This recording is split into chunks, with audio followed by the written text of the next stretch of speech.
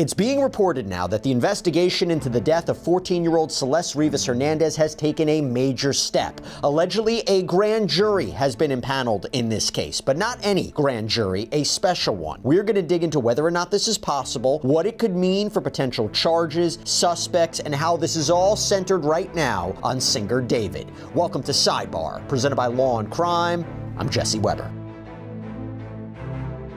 Let me tell you something. If you think this story's scary, wait until you hear what's happening with your personal data online. Your name, phone number, address, it is all out there. Easy for anyone to find. But our sponsor, Convened, helps you disappear online. They track down where your personal information is being exposed, like on search sites or old forum posts, and they demand its removal. When I signed up, they found over 50 databases with my information, and within days, it all started coming down. Setup takes minutes. You create an account, you authorize Convened to do the rest, and with their new unlimited plans custom removals feature, you can submit specific links and a team of privacy experts will personally remove them. So if you care about protecting yourself online, take your privacy back with Convened. Use code SIDEBAR for 60% off an annual plan. Well, it seems the twists and maybe confusing turns in the Celeste Rivas Hernandez death investigation are continuing, because this time, after TMZ reported that LAPD told them that there were no arrests that are imminent in connection with the 14-year-old's death and disposal of her body. Remember, her corpse was found back on September 8th in a Tesla reportedly registered to singer David out in LA. Now it's being reported that, according to the LA Times, law enforcement sources say evidence has been presented to a grand jury already. Now, it's an investigative grand jury, to be more precise. We're going to talk about what that is, because it's our understanding they can't return an indictment, right? So we're not talking about formal charges just yet, but an investigative grand jury certainly plays a key role in certain criminal cases. We'll explain it. Now, to be clear, right now, there have been no arrests in connection with Celeste's death in any way. David has not officially been implicated in any crime. There is reporting that he is potentially a suspect. But according to reporting from the LA Times and LA Magazine, this prosecution team in front of this purported grand jury is being led by Deputy District Attorney Beth Silverman. That this is a case where they've potentially had several witnesses who have already testified in front of this grand jury. That this may be a grand jury that has been impaneled since mid-November. We don't even know, by the way, if this is all true, if it's still meeting. We don't even know if evidence is still being presented and gathered in front of this grand jury. The reason the LA Times apparently is reporting this is because they say they got a hold of a court filing, which we're going to talk about a little bit later, that makes reference to a grand jury number. And look, obviously, neither the district attorney's office nor the LAPD is going to outright confirm this, given the secretive nature of grand jury proceedings. But it's interesting when you think about what Nathan Hochman, the Los Angeles County District Attorney, said just last month. Quote, "The police have not presented the case to our office, so at this point I don't anticipate one way or another whether or not charges will be filed." Telling the truth, did things change? And this comes on the heels of a lot of developments from last week, which we talked about on Sidebar. The back and forth in this is, you get whiplash. It came out that sources close to the investigation told TMZ that Celeste's body was frozen, that it had actually been thawing out when it was found in that tow yard, that she had been decapitated, that her limbs had been severed and cut into pieces, and whether this is complicated knowing for sure what had happened to her. The problem is, an LAPD captain and commanding officer of the Robbery Homicide Division told People magazine this is not accurate. We're talking about Scott Williams. Said Celeste's body was not frozen. She was not decapitated. The whole frozen thing doesn't even make sense. Her body was in the car for weeks. Even if she had been frozen solid when she was put in the car, which there is no evidence to suggest she was, 5 or more weeks in the trunk of a car in sweltering heat in the middle of summer would not have resulted in a partially frozen body being discovered on September 8th. Basically said that she'd been dead for at least several weeks. TMZ, though, pushed back on this. They doubled down that their source connected to the LA County Medical Examiner's office insists Celeste's body was partially frozen, and even highlighted that there's one document from the ME's office that apparently reads, the decedent was not live scanned due to waterlogged fingers.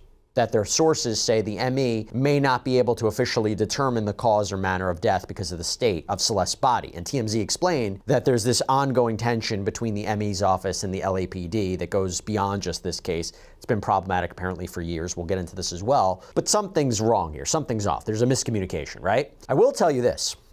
The Robbery Homicide Division released a statement a few days ago, and we haven't talked about this yet. It said the following, quote, The Los Angeles Police Department, LAPD, is aware of the recent stories posted by various media outlets about the David Celeste Rivas investigation and would like to dispel some misinformation contained in their reporting. The body of Celeste Rivas was not frozen when it was discovered on September 8th, 2025.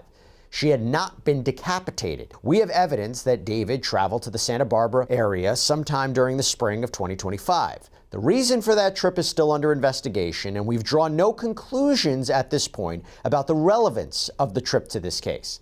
As far as the court order, the LAPD sought to seal the records of the Los Angeles County Medical Examiner's investigation into Celeste Rivas' death. That order was sought only to ensure detectives from Robbery Homicide Division learned of important information surrounding her death before the media and the public. The order was not sought to undermine transparency. No other information will be provided at this time. And by the way, regarding that sealing, we talked about this in a prior sidebar, but the ME had received a court order sought by the LAPD to place a security hold on any information being released from the ME's office about Celeste's death. So no records or cause or manner of death. None of that information can be released to the public. And as I mentioned before, the LA Times apparently reviewed this court petition seeking the security hold, and it makes reference to a grand jury number. Hence why there is now this reporting that it's possible a grand jury has been convened here. And before we even get into the grand jury aspect too, not only was there reporting that David is being considered a suspect in the case, even though the LAPD hasn't officially confirmed that. By the way, there's mixed reporting on whether he was cooperating during this investigation or not.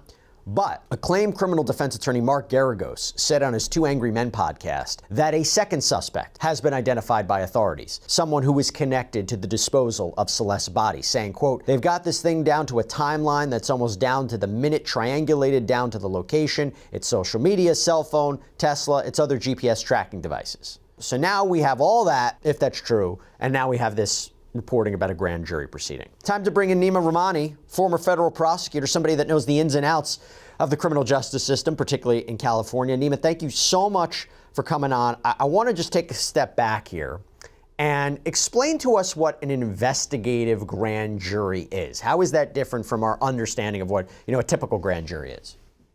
Jesse, thanks for having me. Obviously, a sad and fascinating case. And an investigative grand jury can subpoena witnesses and documents, right? That's its function. It can't return an indictment. And I think it's important for people to know that grand juries are not typically used here in California, right? Obviously, like, I'm a former federal prosecutor. We used to use them all the time. But in state courts here, they usually proceed by a complaint and a preliminary hearing. There's two ways to get to a felony jury trial: a grand jury indictment or a prelim. And DAs here, they almost always proceed using a complaint and a prelim. So why aren't they doing so in this case? That's the question. I think the reason is they want to lock in some of these witnesses before the grand jury. Make sure they don't go sideways, because they're going to need some cooperators at trial in this case. And that's why the DA's office convened a grand jury. Because if you want evidence, you can probably just get a search warrant. That's much more powerful than a grand jury subpoena. I have a lot of questions about that. So first of all, right, a preliminary hearing would be public. Like, I'm not saying necessarily cameras, but reporters would be in there. It's open to the public. We would know what the evidence is against defendants. Grand jury proceedings are secret, right? So you make a good point about that. Why would they want to keep it secret? Is it, you mentioned before, but is it also they don't want to tip somebody off? They don't want the public, they don't want potential suspects, potential defendants to know what they may or may not have right now? And by the way, defense attorneys wouldn't know about a grand. They can't present evidence. They can't present a defense argument. So they're just waiting to see what comes back. So is that also one of the reasons this could be secret? I mean, maybe secret, we're reporting about it.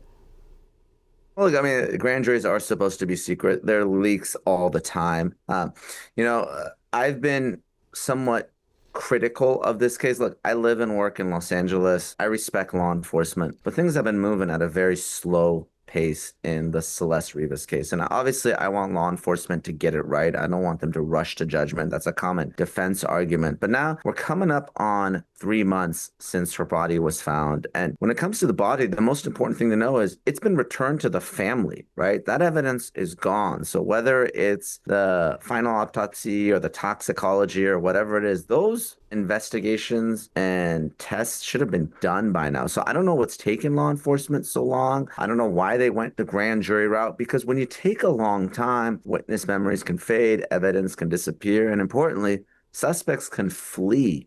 So I don't like the grand jury route, but maybe the DA's office thought, look, we have to convene this grand jury. It's supposed to be secret.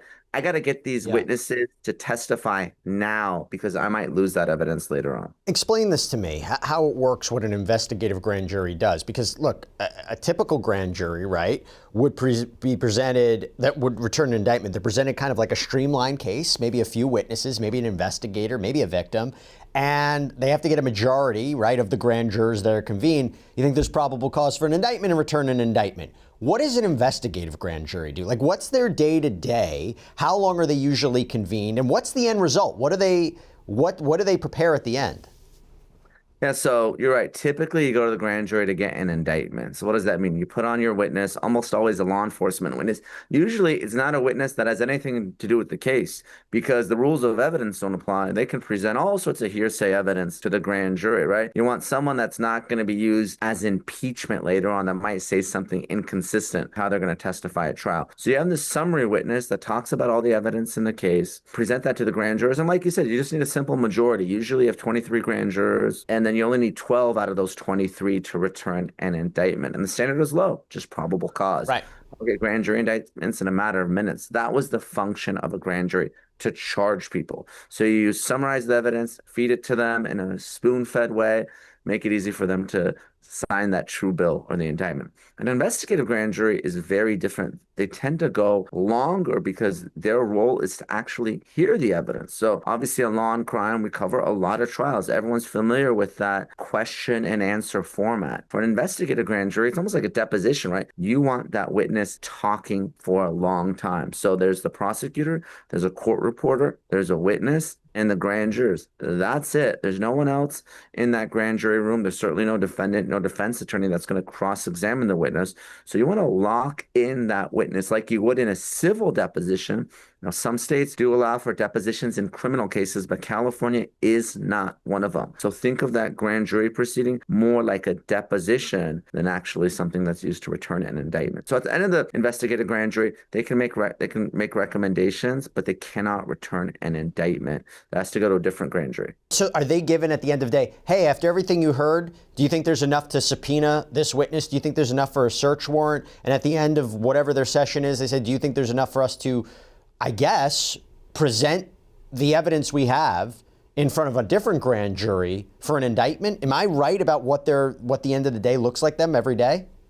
That's absolutely right. So they would have to go to another grand jury to get an indictment. Again, I'm not saying they would necessarily do that. And normally they would just get a complaint, an arrest warrant, and pick someone up and deal with the prelim. Getting a grand jury indictment in the state court system here is rare. It does happen, but it's rare and it's not typically done, especially in murder cases. So let me ask you this. Is that because this is complex in a way? Why would it, are there aspects of this where you might be dealing with a confusing state of affairs, cause of death, manner of death, multiple players, high profile nature of this? Why go this alternative route? And by the way, I don't know if it's a murder investigation. There's back and forth of whether or not it's a homicide investigation. What makes this a complex death investigation? I don't necessarily think it's that complex. Obviously, look, you have a body that was decomposing for quite some time. There's a lot of misinformation out there that might not be true. Obviously, first we heard it was dismembered, then it wasn't dismembered, then it was completely decomposed, then it wasn't, then it was frozen, but maybe it's not. So LAPD is certainly one of the most secretive when it comes to providing information. They repeatedly request any kind of Public Records Act request. Information that comes out is usually leaked. That's just kind of how they do things. They're not very transparent, unfortunately, as a law enforcement agency. And look, and maybe that's for the good when you're dealing with an investigation like this. But the reason I think this is maybe a challenging case is you got to get into the history between Celeste and David, if it was, or someone else, right? She was missing for a year and a half. We don't know why she ran away. There was some sort of romantic or sexual relationship, how she died. Was she killed? Was it an accident? Was it an overdose? So there's a lot of questions that we don't know. All those questions, Jesse, I don't necessarily think lead us to the grand jury route. What the grand jurors are going to do to answer these questions, these are more questions for detectives and medical examiners and doctors and so forth. But again, I think what the grand jury can do is bring witnesses in, get their testimony locked down so they don't go sideways at trial. That is the advantage of a grand jury in a case like this. I think this case is going to rely a lot on cooperators, right? People that were in that inner circle, right? That knew whether it was David who had access to the front of that Tesla or it was someone else, whether they're percipient eyewitnesses. I think that's the evidence the grand jurors are hearing, witness testimony. And the DA's office is thinking, well, listen, I don't want to wait till the prelim, or I don't want to wait all the way to trial. I'm not sure how this witness will present or what they will say, or if they'll go sideways and do a 180. I want to lock them in now, and that's why I'm convening this grand jury. And that's their testimony. They can't escape from that. The preliminary, by the way, would be in front of a judge to determine if there's enough probable cause to move forward. So different than a grand jury, other than the secret aspect. By the way, we talk about why there might be a grand jury. This reporting that there was a reference to a grand jury number, if I'm reading it right, in the LAPD's court petition to place a security hold on the ME. Are they right? Does that seem accurate, that there's probably a grand jury going on? I do think there is a grand jury. And again, it goes back to LAPD, right? I mean, they want to make sure everything is secret and they put a hold on this. Typically, we've talked about it, right? There's a presumption that government records are public, right? Including an ME's report, and court filings are public. But in this particular case, they're trying to prevent that report from being released. That leads me to believe that the report is complete. The investigation should be complete or nearly complete. And the fact that LAPD is putting a hold on it, again, typical for this jurisdiction, but not typical for how other law enforcement agencies elsewhere handle these types of reports. And to be clear, we don't know exactly how long, if this grand jury does exist, how long it's been impaneled for, right? There's been reporting that since mid-November. Could be before that. If I were to tell you that, there was reporting that there was a search warrant of the house that David was staying at back in September, where certain material was reportedly seized, this rental property, and this rental property was near the Tesla, that doesn't necessarily mean that search warrant was issued by this grand jury, right? That it could have been law enforcement. It could be separate, right? So even though there were developments in this case, or seeming developments, doesn't mean it was coming from the grand jury. It means it was maybe from law enforcement. I believe that's right, Jesse. And there was reporting that law enforcement executed those search warrants of the home in September. The owner of the home talked to the press and said that there were cameras. So I assume that video information was downloaded as well. Obviously, we know Teslas have plenty of videos, potentially treasure trove of electronic evidence in this case, right? I mean, these are young people. I wouldn't be surprised if there's a lot of text messages and the like. So I'm sure we're going to see a lot of evidence in electronic format in a case like this. Now, can two things be true at once? Can I say, hey, there's an investigative grand jury being impaneled with the idea of potentially another grand jury being impaneled that would indict someone in connection with Celeste's death or disposal of her body, and at the same time, LAPD allegedly telling TMZ that there's no arrest that's imminent? That's all potentially true. And again, LAPD first said that David wasn't a suspect, then that he was a suspect. And again, this is all reporting to TMZ and local media outlets. And they haven't come out, LAPD, and officially said he's a suspect, right? I think what you want about TMZ, they really have their pulse on things here in Los Angeles. I can give you some inside baseball. Look, you know me, I do a lot of TV. I do TMZ all the time. And sometimes I'll file documents in court here in LA County, and TMZ will get a copy of it before I get my own conformed copy back. I mean, that's how on top of it they are. And we do, celebrity filings and the like. So they've broken huge news here. Kobe Bryant's death, they were the first to report that information. So I wouldn't necessarily think, hey, TMZ's reporting it. It's not true. It may very well be true. They have a lot of sources here in LA. So I wouldn't be surprised if they're reporting that David is a suspect is true. By the way, what is going on with this relationship between the ME and the LAPD? This back and forth about whether or not Celeste's body was frozen or decapitated. I said this when I first was reporting TMZ's reporting. I feel terrible for the family that they have to hear these details, whether they're true or not. But this idea of this tension between, it seems there's something going on here. In your experience, is there a strained relationship? Does it explain why we're seeing, miscommunication, two different ideas about what happened to her? Yeah, I mean, it is an issue. Just so folks understand, LAPD, obviously, they are employed by the city of Los Angeles.